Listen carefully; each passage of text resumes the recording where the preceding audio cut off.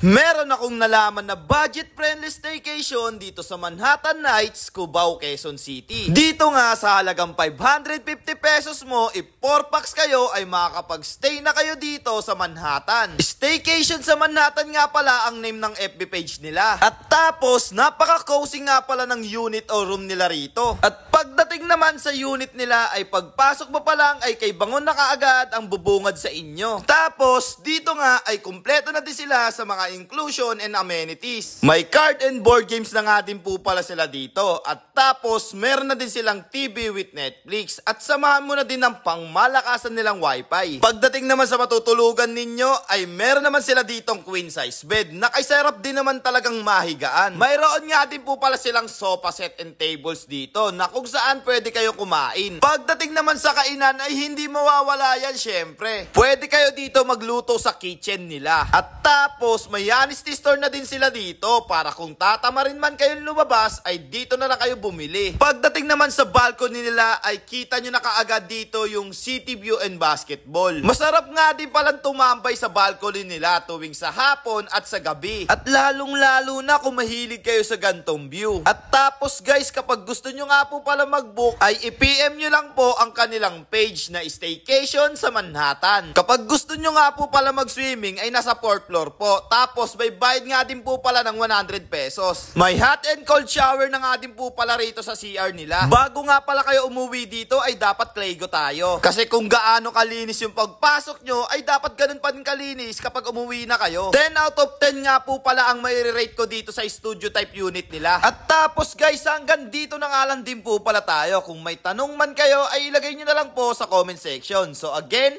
this is Ajak TV. Thank you for sunshine, thank you for rain, thank you for joy. Ingat, salamat, bye bye, ble!